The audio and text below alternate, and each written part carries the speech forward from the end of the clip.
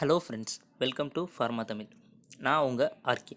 இன்றைக்கி நம்ம என்ன டாபிக் பற்றி பார்க்க போகிறோம் அப்படின்னு பார்த்தீங்கன்னா, மூக்கோர் மைக்கோசிஸ். மூக்கோர் மைக்கோசிஸ்னால் என்ன, அது எப்படி வருது, அதோட சிம்டம்ஸ் என்ன, அதை எப்படி நம்ம ட்ரீட் பண்ணலாம், அது வராமல் எப்படி பார்த்துக்கலாம் அப்படிங்கிறத வீடியோவில் டீட்டெயிலாக பார்ப்போம்.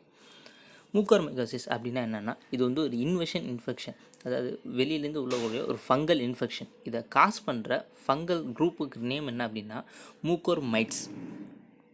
அடுத்து இது வந்து எங்கெங்கெல்லாம் ப்ரெசென்ட் ஆயிருக்குன்னா, ஜென்ரலாக எல்லா இடத்துலையுமே ப்ரெசென்ட் ஆகிருக்கும். நம்ம சுற்றி உள்ள காற்றுல, மண்ணில்னு எல்லா இடத்துலையுமே ப்ரெசென்ட் ஆகிருக்கும். இது நம்ம உடம்புக்குள்ளே எப்படி என்ட்ராகும் அப்படின்னு பார்த்தீங்கன்னா, மேஜராக வந்து இந்த ப்ரீத்திங் மூலியமாக தான் என்ட்ராகும். இந்த ஃபங்கஸை வந்து எப்படி இன்னொரு நேமில் சொல்லுவாங்க அப்படின்னு பார்த்தீங்கன்னா, பிளாக் ஃபங்கஸ் அப்படின்னு சொல்லுவாங்க. இந்த மூக்கோர் மைக்கோசிஸை காஸ் பண்ணுற ஃபங்கஸோட நேம் என்ன அப்படின்னு பார்த்தீங்கன்னா, மூக்கோர் அப்படிங்கிற குரூப் ஆஃப் ஃபங்கஸ் தான் வந்து இந்த மூக்கோர் மைக்கோசிஸை காஸ் பண்ணுது. அடுத்து சோர்ஸ் ஆஃப் இன்ஃபெக்ஷன். இது எங்கெங்கெல்லாம் ப்ரெசென்ட் ஆகிருக்கும் அப்படின்னு பார்த்தீங்கன்னா, மண்ணில், மரத்தில், அழுகின பழங்களில், காய்கறியில், மேன்யூரில், அப்புறம் வந்து காற்றுல, உளுத்து போன மரத்தில், இந்த மாதிரி எல்லா இடத்துலையுமே இது ப்ரெசென்ட் ஆகிருக்கும். இது எப்படி நம்ம உடம்புக்குள்ளே வரும் அப்படின்னு பார்த்தீங்கன்னா, மூச்சு விடும்போதும், இல்லை தீக்காயங்கள் மூலியமாகவோ, அடிப்பட்ட காயம் மூலியமாகவோ, தோலில் உள்ள வெடிப்பு மூலியமாகவோ, அப்புறம் வந்து நம்ம சாப்பிட்ற ஃபுட்டு மூலியமாக, நம்ம அழுகின எதையோ இல்லை கெட்டு போனதையோ சாப்பிட்டுட்டோம் அப்படின்னா அது மூலியமாக நம்ம உடம்புக்குள்ளே என்ட்ரு ஆயிரும். எத்தனை வகையான மூக்கர் மைக்கோசிஸ் இருக்குது அப்படின்னு பார்த்தீங்கன்னா, கியூட்டானியஸ், பல்மனரி, ரைனோசெரிப்ரல், டிஸ்செமினேட்டட், கேஸ்ட்ரோஇன்டெஸ்டைனல் அப்படின்னு 5 வகையான மூக்கர் மைக்கோசிஸ் இன்ஃபெக்ஷன்ஸ் இருக்குது. ஃபஸ்ட்டு கியூட்டானியஸ் அப்படின்னா என்னென்னா, ஸ்கின்னில் ஏற்படுற இன்ஃபெக்ஷன்ஸ். இந்த டைப் ஆஃப் இன்ஃபெக்ஷன் தான் வந்து ரொம்ப அதிகமாக எல்லாருக்கும் வரும். இது வந்து யாரெல்லாம் ஈஸியாக அஃபெக்ட் பண்ணும் அப்படின்னு பார்த்தீங்கன்னா, டயபிட்டிஸ் பேஷண்ட்டுக்கும், இம்யூன் சிஸ்டம் கம்மியாக இருக்க பேஷண்ட்டுக்கும் இது ஈஸியாக அஃபெக்ட் ஆகும். அடுத்து பல்மனரி மூக்கோர் மைக்கோசிஸ். பல்மனரி மூக்கோர் மைக்கோசிஸ்ங்கிறது வந்து லங்ஸில் ஏற்படுற இன்ஃபெக்ஷன். இது வந்து ரொம்ப ரேர், ஆனால் இது வந்து லைஃப் த்ரெட்டனிங் இன்ஃபெக்ஷன். இது வந்துச்சுன்னா அவங்க மேபி இறக்குறது கூட வாய்ப்பு அதிகமாக இருக்குது. இது யாரெல்லாம் அஃபெக்ட் பண்ணும் அப்படின்னு பார்த்தீங்கன்னா, ரீசெண்டாக ஆர்கன் டிரான்ஸ்பிளான்ட் பண்ணவங்க, இல்லை ஸ்டெம் செல் தெரப்பி அந்த மாதிரி இன்வால்வ் ஆகிருக்க பேஷண்ட்ஸ்க்கு வந்து ஈஸியாக அஃபெக்ட் பண்ணும். அடுத்து ரைனோசெரிப்ரல் வந்து யாரெல்லாம் வந்து ஈஸியாக, இது வந்து ரொம்ப ரேர் டைப் ஆஃப் இன்ஃபெக்ஷன் தான். இது எங்கெங்கெல்லாம் வரும் அப்படின்னு பார்த்தீங்கன்னா, sinus, nasal passages, oral cavity அதாவது வாய்ப்பகுதி, அப்புறம் பிரைன், மூளையில், இங்கெல்லாம் வரும். இதை காஸ் பண்ணுற ஃபங்கஸோட நேம் என்ன அப்படின்னு பார்த்தீங்கன்னா, சாப்ரோஃபைட்டிக் ஃபங்கை. இந்த இன்ஃபெக்ஷன் வந்தால் ஈஸியாக ரொம்ப சீக்கிரமாகவே வந்து டெத்து வர்றதுக்கு வாய்ப்பு இருக்குது. அடுத்து டிஸ்செமினேஷன் மூக்கோர் மைக்கோசிஸ். இந்த வகையான ஃபங்கஸ் வந்து எங்கே அஃபெக்ட் பண்ணணும்னு பார்த்தீங்கன்னா, நம்ம பிளட்டில் வந்து மிக்ஸ் ஆகி எல்லா பார்ட்ஸையும் போய் அஃபெக்ட் பண்ண ஆரம்பிச்சிடும். இது ரொம்ப டேஞ்சரஸாக மற்ற டைப்பை கம்பேர் பண்ணும்போது. ஏன்னா இது பிளட்டில் கலக்கிறதுனால எல்லா பார்ட்டையுமே வந்து ஈஸியாக அஃபெக்ட் பண்ணி டெத்தை காஸ் பண்ணும். அடுத்து கேஸ்ட்ரோஇன்டெஸ்டைனல் மூக்கோர் மைக்கோசிஸ். இது வந்து எங்கே அஃபெக்ட் பண்ணும் அப்படின்னு பார்த்தீங்கன்னா, நம்ம கேஸ்ட்ரோஇன்டெஸ்டைனல் ட்ராக்கில் வந்து போய் அஃபெக்ட் பண்ணும். ஆனால் இது ரொம்ப ரேர் தான். ஆனால் இந்த டைப்பில் வந்து டெத் ரேட் வந்து ரொம்ப அதிகம். இந்த டைப் ஆஃப் மூக்கோர் மைக்கோசிஸ் வந்த பேஷண்ட்டில் வந்து இறக்குறவங்களோட விகிதம் வந்து அதிகமாக இருக்குது. இது யாரெல்லாம் வந்து அஃபெக்ட் பண்ணுது அப்படின்னு பார்த்தீங்கன்னா, நியூட்ரிஷன் கம்மியாக இருக்கவங்களையும், ரொம்ப குறிப்பாக சொல்லணும்னா சின்ன பிள்ளைங்க, குழந்தைங்கள எல்லாம் வந்து இது ஈஸியாக அஃபெக்ட் பண்ணுது. அடுத்து பேத்தோஃபிசியாலஜி. இதோட பேத்தோஃபிசியாலஜி என்ன அப்படின்னு பார்த்தீங்கன்னா, அந்த ஃபங்கஸ் நம்ம உடம்புக்குள்ளே ப்ரீத்திங் மூலமாக உள்ளே வந்துச்சு அப்படின்னா, உள்ளே போய்ட்டு ஃபஸ்ட்டு பாகோசைட்டோசிஸ் ப்ராசஸில் இன்வால்வ் ஆகும்.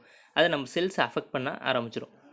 அதுக்கடுத்து மல்டிப்ளிகேஷன், அதாவது ப்ரோலிஃபரேஷன் ப்ராசஸில் வந்து இன்வால்வ் ஆகி மல்டிப்ளை ஆக ஆரம்பிக்கும். மல்டிப்ளை ஆனதுக்கப்புறம் நம்ம பிளட்டில் வந்து கலக்க ஆரம்பிக்கும். அதான் வந்து டிஸ்செமினேஷன். இந்த ஸ்டடி வந்து எங்கன்னா அனிமல் மாடியூலில் வந்து செஞ்ச ஸ்டடியில் வந்து கிடச்ச ரிப்போர்ட். அடுத்து சிம்டம்ஸ். என்னென்ன சிம்டம்ஸ்லாம் இருக்கும் அப்படின்னு பார்த்தீங்கன்னா, ஸ்கின்னு வந்து பிளாக்காக இருக்கும். அடுத்து கொப்பளங்கள் வரும், ரெட்டிஷ்னஸ் இருக்கும், ஃபீவர் இருக்கும், அப்புறம் சைனட்டிஸ் பெயின் இருக்கும், ஸ்வெல்லிங் வீக்கம் வரும், அடுத்து டெண்டர்னஸ் இருக்கும், தலைவலி வரும், கண்ணில் வந்து வீக்கமும் இல்லை நமக்கு பார்வை மறைக்கிறது அந்த மாதிரி ப்ராப்ளம்லாம் வரலாம். அடுத்து ரிஸ்க் ஃபேக்டர்ஸ். யாருக்கெல்லாம் வந்து இந்த மூக்கோர் மைக்கோசிஸ் வர்றதுக்கான வாய்ப்பு அதிகமாக இருக்குது அப்படின்னு பார்த்தீங்கன்னா, கேன்சர் பேஷண்ட்டுக்கு, ஆர்கன் டிரான்ஸ்பிளான்ட் பண்ண பேஷண்ட்டுக்கு, ஹெச்ஐவியில் எய்ட்ஸால் பாதிக்கப்பட்ட பேஷண்ட்ஸுக்கு, டயபிட்டிஸை வந்து கண்ட்ரோலே இல்லாமல் ப்ராப்பராக மெடிக்கேஷன் எடுக்காமல் விடுற அந்த மாதிரி பேஷண்ட்ஸ்க்கு, அப்புறம் ரீசெண்டாக சர்ஜரி நடந்த பேஷண்ட்டுக்கு, இவங்களுக்குலாம் வந்து மூக்கர்மைக்கோசிஸ் வரதுக்கான வாய்ப்பு அதிகமாக இருக்குது. அவங்களாம் ஈஸியாக அஃபெக்ட் பண்ணிடும். ஏன்னா அவங்களுக்குலாம் வந்து இம்யூன் சிஸ்டம் வந்து ரொம்ப கம்மியாக இருக்கும். அடுத்து இப்போ வந்து கொரோனா வைரஸால் அஃபெக்ட் ஆன பேஷண்ட்டுக்கு ஏன் வந்து மூக்கர்மைக்கோசிஸ் வருது அப்படிங்கிறத பார்க்கணும் அப்படின்னா, ஹாஸ்பிட்டலில் கொரோனா வைரஸை வந்து ட்ரீட் பண்ணுறதுக்காக நமக்கு வந்து ஸ்டீராய்ட்ஸ் யூஸ் பண்ணுவாங்க. எதுக்காக ஸ்டீராய்ட்ஸ் அவங்களுக்கு கொடுக்குறாங்கன்னு பார்த்தீங்கன்னா, அவங்க உடம்புல வந்து இன்ஃப்ளமேஷனரி ரியாக்ஷனை வந்து ரெடியூஸ் பண்ணுறதுக்காக அவங்களுக்கு ஸ்டீராய்டு கொடுப்பாங்க. இல்லைன்னா இன்ஃப்ளமேஷன் ரியாக்ஷனால் அவங்களுக்கு நிறையா பிரச்சனைகள் வரும். அதை தவிர்க்கிறதுக்காக கொரோனா வைரஸ் பேஷண்ட்டுக்கு வந்து ஸ்டீராய்ட்ஸ் யூஸ் பண்ணுறோம். அப்படி அந்த ஸ்டீராய்ட்ஸ் கொடுக்கும்போது என்ன பண்ணோம் அப்படின்னா, நம்மளோட இம்யூன் சிஸ்டத்தோட ஒர்க்கை வந்து அது வந்து கம்மி பண்ணிடும். இப்படி இம்யூன் சிஸ்டம் வந்து ரெடியூஸ் ஆகிறனால அவங்க கொரோனாலேருந்து ரெக்கவரி ஆகி வீட்டுக்கு போயிட்டாங்கன்னா அவங்களுக்கு ஈஸியாக வந்து இந்த மூக்கர்மைக்கோசிஸ் வந்து அஃபெக்ட் பண்ணிடுது, அவங்க உடம்புல இம்யூன் சிஸ்டம் இல்லாத காரணத்தினால. இது எதனால், இது யாருக்கெல்லாம் ரொம்ப அதிகமாக நடக்கும் அப்படின்னு பார்த்தீங்கன்னா, டயபிட்டிஸ் பேஷண்ட்டுக்கு வந்து கொரோனா வைரஸ் வந்து அவங்களுக்கு ஸ்டீராய்ட்ஸை வந்து அதிக அளவில் கொடுத்து ட்ரீட் பண்ணும்போது அவங்களுக்கு ஏற்கனவே வந்து இம்யூன் சிஸ்டம் கம்மியாக இருக்கும். இது இப்போ நம்ம ஸ்டீராய்ட்ஸும் கொடுக்கும்போது அவங்களுக்கு இம்யூன் சிஸ்டம் ரொம்ப கம்மியாயிடும். அதனால் அந்த மாதிரி பேஷண்ட்ஸ்லாம் வந்து ஈஸியாக வந்து மூக்கர்மைக்கோசிஸ்னால் வந்து அஃபெக்ட் ஆயிடுவாங்க.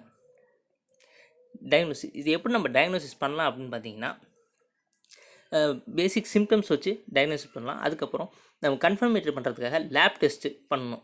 எந்தெந்த இடத்துலலாம் வந்து சாம்பிள் கட் பண்ணி லேப் டெஸ்ட் பண்ணுவாங்க அப்படின்னு பார்த்தீங்கன்னா, நம்ம நாசல் டெஸ்ட், அதாவது சளி சாம்பிள் எடுத்து டெஸ்ட் பண்ணுவாங்க. அப்படி இல்லை ஆர்கனை அஃபெக்ட் பண்ணியிருக்கு, டிஷ்யூஸஸ்க்கு அஃபெக்ட் பண்ணியிருக்கு அப்படின்னா, எந்த டிஷ்யூஸையோ ஆர்கனையோ அஃபெக்ட் பண்ணியிருக்கோ அங்கேருந்து சாம்பிளை கலெக்ட் பண்ணி லேபுக்கு அனுப்புவாங்க. அங்கே மைக்ரோஸ்கோப் கீழே வச்சு பார்க்கும்போது அந்த ஆர்கன்ஸை ப்ரெசென்ட் ஆகிருக்கா இல்லையா அப்படிங்கிறது நமக்கு தெரிஞ்சிடும். ட்ரீட்மெண்ட், இதை ஜென்ரலாக எதை யூஸ் பண்ணி ட்ரீட் பண்ணுவாங்கன்னா, ஆன்டி ஃபங்கல் ட்ரக்ஸை யூஸ் பண்ணுவாங்க. ரொம்ப முக்கியமான ஆன்டி ஃபங்கல் ட்ரக் எது அப்படின்னு பார்த்தீங்கன்னா ஆம்போட்டெரிசின் பி. இதை வந்து ஐவி மூலிமா நமக்கு இன்ஜெக்ட் பண்ணி ட்ரீட் பண்ணுவாங்க. அதுக்கடுத்து பாஸ்கோனசோல்ன்ற ட்ரக் யூஸ் பண்ணுவாங்க. இது வந்து ஐவிலையோ இல்லை ஓரலையோ கொடுப்பாங்க. அடுத்து இஸ்வகனசோல் அப்படின்ற ட்ரக்கை யூஸ் பண்ணுவாங்க. சப்போஸ் இந்த ட்ரக்ஸை யூஸ் பண்ணி ட்ரீட் பண்ணல அப்படின்னா, சர்ஜரி மூலயமா எந்த பார்ட்டை வந்து அஃபெக்ட் ஆகிருக்கோ அந்த பார்ட்டை வந்து ரிமூவ் பண்ணுவாங்க. இப்போ வந்து இதை நம்ம ட்ரீட் பண்ணாமல் விட்டோம் அப்படின்னா என்னென்ன ப்ராப்ளம் வரும் அப்படின்னு பார்த்தீங்கன்னா, பிரெயின் இன்ஃபெக்ஷன் வரலாம், அடுத்து பேரலைசிஸ் ஏற்படலாம், நிமோனியா காஸ் பண்ணும், சீசர்ஸ் வரும், அதுக்கும் மேலே வந்து டெத்து கூட காஸ் பண்ணும். இதை எப்படி நம்ம வராமல் தடுக்கிறது அப்படின்னு பார்த்தீங்கன்னா, ஸ்டீராய்ட்ஸ் யூஸ் பண்ணுறத வந்து ரொம்ப ப்ராப்பராக யூஸ் பண்ணணும். தேவைப்படுற தான் ஸ்டீராய்ட்ஸ் யூஸ் பண்ணணும். டாக்டரோட கன்சல்ட்டிங் இல்லாமல் ஸ்டீராய்ட் ட்ரக்ஸ் எதையுமே நம்ம யூஸ் பண்ணக்கூடாது. அதுக்கப்புறம் வந்து சுகர் பேஷண்ட்ஸ் வந்து சுகரை வந்து ப்ராப்பராக வந்து மேனேஜ் பண்ணணும். அதுக்கடுத்து அடிக்கடி வந்து இப்போ நம்ம கொரோனாலேருந்து ரிலீவ் ஆகி வந்துட்டாலும் நம்ம சைனஸ் வந்து ப்ராப்ளம் வந்துச்சுன்னா அதை அடிக்கடி போய் செக் பண்ணிக்கணும். அடுத்து நம்ம ஆக்சிஜன் ஹியூமிடிஃபையரில் வந்து க்ளீன் பண்ணுறதுக்கோ யூஸ் பண்ணும்போது ரொம்ப சுத்தமான வாட்டரை வந்து யூஸ் பண்ணணும். ஏன்னா அது மூலியமாகவும் இந்த ஃபங்கல் இன்ஃபெக்ஷன் பரவலாம். நம்ம ஹாஸ்பிட்டலில் இருக்க வீட்டுக்கு வந்ததுக்கப்புறம் நம்ம சுற்றி உள்ள என்வரான்மெண்ட் வந்து ரொம்ப க்ளீனாக வச்சுருக்கணும். அதுக்கப்புறம் வெளியிலேருந்து புதுசாக வர விசிட்டர்ஸை வந்து பார்க்குறத வந்து அவாய்ட் பண்ணுறது நல்லது. ஏன்னா அவங்க உடம்புல வந்து அந்த ஃபங்கஸ் இருந்தாலும் அவங்களுக்கு இம்யூன் சிஸ்டம் நல்லா இருக்கனால அவங்கள அஃபெக்ட் பண்ணாமல், உங்களுக்கு இம்யூன் சிஸ்டம் கம்மியாக இருக்கும்போது அவங்கள்ட்டேருந்து உங்களுக்கு வந்து உங்களை ஈஸியாக அஃபெக்ட் பண்ணுறதுக்கு வாய்ப்பு அதிகமாக இருக்குது. இன்கேஸ் வெளியில் தோட்டத்தில் அந்த மாதிரி வெளில வேலை போகும்போது க்ளவுஸ், மாஸ்க் அதெல்லாம் வேர் பண்ணிக்கணும். உங்களுக்கு ஏதாவது சின்ன சின்ன காயம் இருக்குது அப்படின்னா அந்த காயத்தெல்லாம் ஃபுல்லாக கவர் பண்ணிவிட்டு ஃபங்கஸ் உள்ளே என்ட்ராகிற அளவுக்கு இருந்துக்கணும். இதெல்லாம் பண்ணோம் அப்படின்னா ஃபங்கஸ் நம்ம உடம்புக்கு உள்ள என்ட்ராகிறத வந்து ஈஸியாக நம்ம ப்ரிவென்ட் பண்ணிடலாம். தேங்க்யூ. இந்த வீடியோ உங்களுக்கு ஹெல்ப்ஃபுல்லாக இருந்துச்சுன்னா லைக் பண்ணுங்கள், கமெண்ட் பண்ணுங்கள், ஷேர் பண்ணுங்கள். உங்களுக்கு வேறு ஏதாவது டாபிக் வேணும்னா மறக்காமல் கமெண்ட் செக்ஷனில் கமெண்ட் பண்ணுங்கள்.